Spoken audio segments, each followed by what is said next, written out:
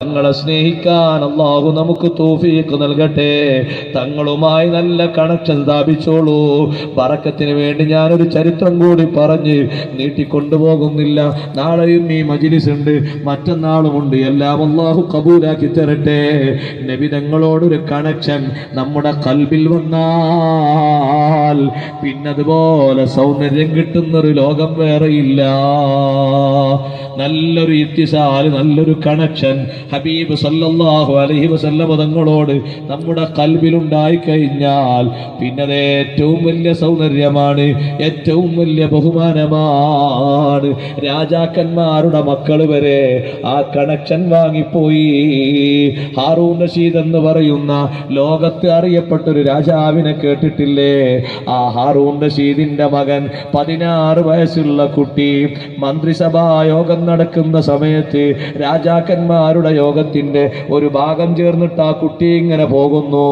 അത്ര ഭംഗിയില്ലാത്ത വസ്ത്രമാണ് ആ കുട്ടി ധരിച്ചത്.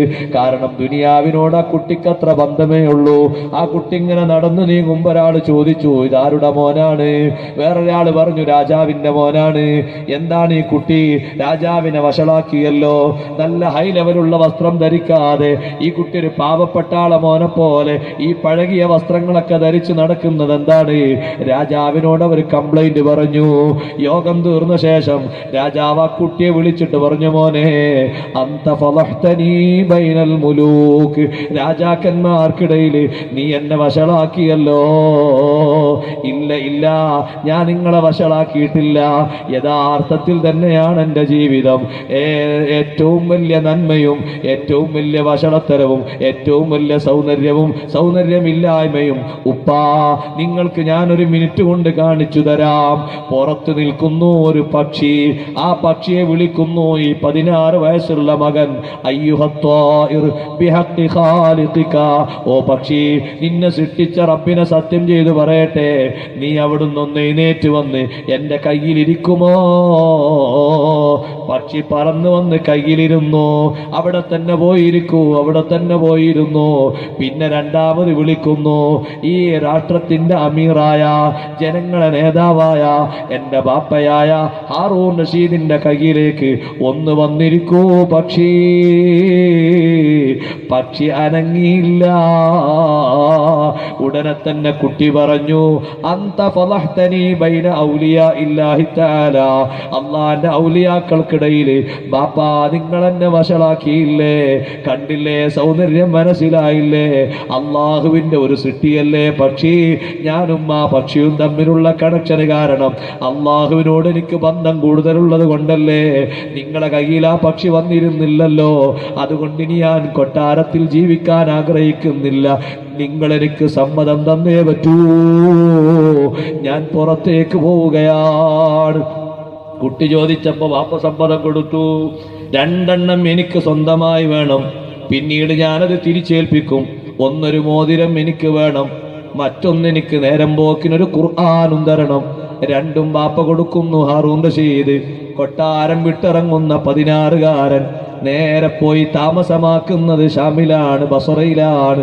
ബസറയിൽ താമസമാക്കുമ്പോ ശനിയാഴ്ച ദിവസം മാത്രം ജോലിക്ക് പോകും. പടവിന്റെ ജോലിയാണ്, കളിമണ്ണും കല്ലുമെടുത്ത് പടുക്കുന്ന ജോലിയാണ്. ബാക്കി ദിവസങ്ങളിലൊക്കെ നോമ്പാണ്.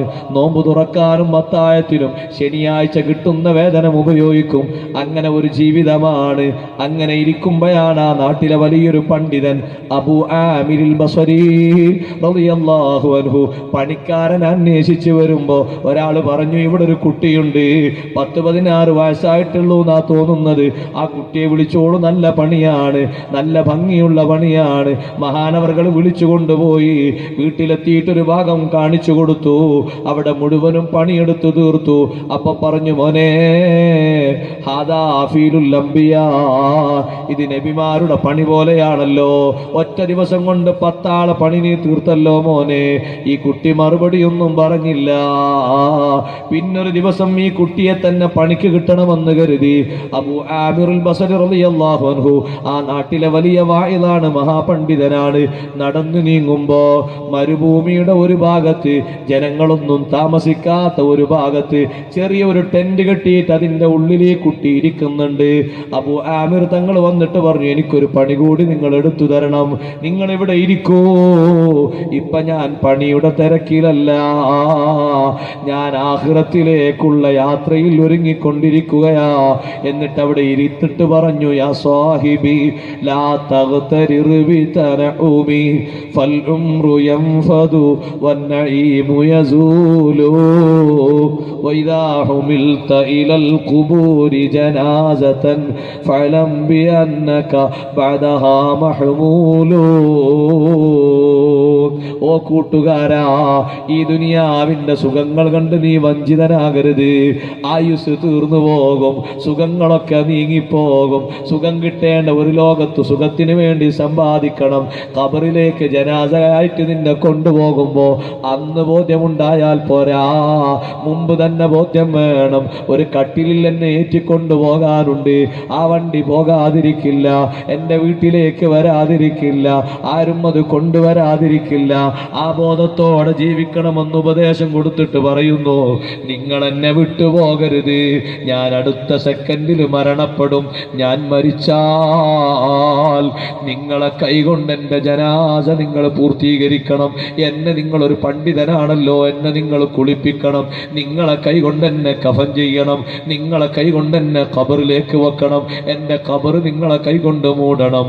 അതിനു മുമ്പ് നിങ്ങളോട് ഞാനൊരു കാര്യം പറയട്ടെ, ഞാൻ മരണപ്പെട്ടാൽ എൻ്റെ ബാപ്പാന്റെ സമീപത്തേക്ക് പോകണം.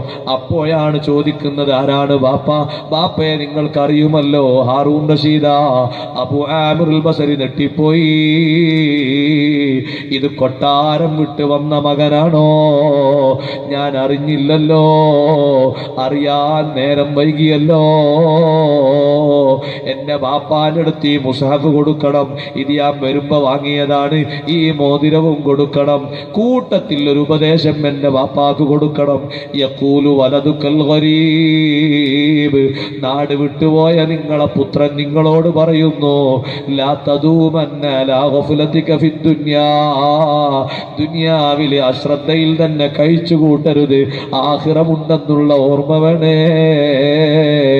അല്പനേരം കഴിഞ്ഞ് ആ കുട്ടി മരണപ്പെട്ടു, ആ 16കാരൻ മരണപ്പെട്ടു. ആ മഹാപണ്ഡിതന്റെ കരങ്ങളെ കൊണ്ട് ആ ജനാസയുടെ കൃത്യങ്ങളൊക്കെ നടത്തി. ആ മഹാപണ്ഡിതൻ നിസ്കരിച്ചു, ഖബറിലേക്ക് വെച്ചു. ഇതിനൊക്കെ കാരണം എന്താണെന്നുള്ളത് ഞാൻ പറയാം. പിന്നെ കൊട്ടാരത്തിലേക്ക് പോയിട്ട് ഹാറൂൻ റഷീദിലേക്ക് മുസാഫ് കൈമാറുന്നു, മോതിരം കൊടുക്കുന്നു. ഹാറൂൻ റഷീദ് ചോദിക്കുന്നു, എവിടുന്ന് കിട്ടി? ഇത് നിങ്ങളെ മകൻ തന്നതാ. എൻ്റെ മകനെ നിങ്ങൾ കണ്ടോ?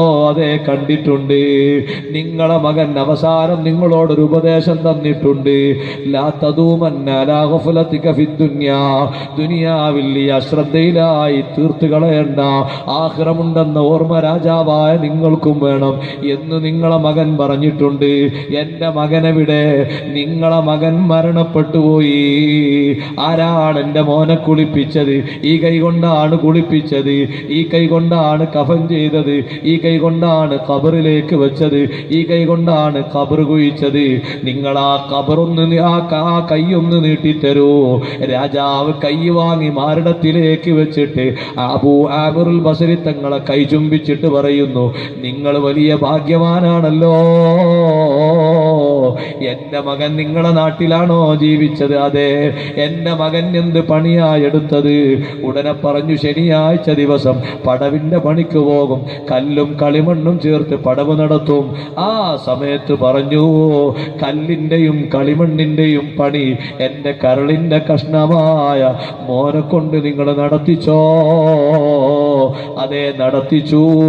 വലഹു, എൻ്റെ മകനുള്ള ഏറ്റവും വലിയ ബന്ധം ബാപ്പയായ എന്നോടല്ല, എൻ്റെ മകന് സ്വാലിഹായ നിങ്ങളെ കൈകൊണ്ട് അവസാനത്തെ കൃത്യങ്ങൾ കിട്ടാനുള്ള കാരണം വലഹു ഇത്തിസാലും ബിറസൂലില്ലാഹ് സ്വല്ലല്ലാഹു അലൈഹി വസല്ലം.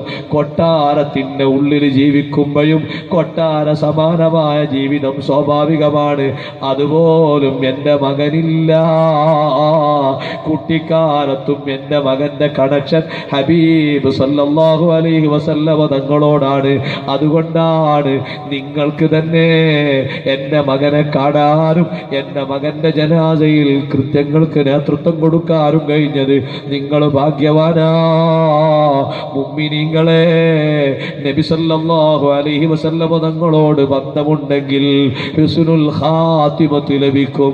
നല്ലവരുടെ ഇടയിൽ വെച്ച്, നല്ലവരെ കൂട്ടത്തിൽ വെച്ച്, നല്ലവർ പിന്നാലെ വന്ന് നല്ലവരുടെ ദുആ കിട്ടി പിരിയാൻ കഴിയും. അല്ലാഹു നമുക്കതിന് തൗഫീഖ് നൽകട്ടെ. ഹാറൂൻ റഷീദ് ഖബർ അന്വേഷിച്ചു, ഖബർ കാണിച്ചു കൊടുത്തു, ഖബറിന്റെ സമീപത്ത് സിയാറത്ത് ചെയ്തു. തിരിച്ച് വീട്ടിലേക്ക് പോയപ്പോ അന്ന് രാത്രി മകനെ കണ്ടു.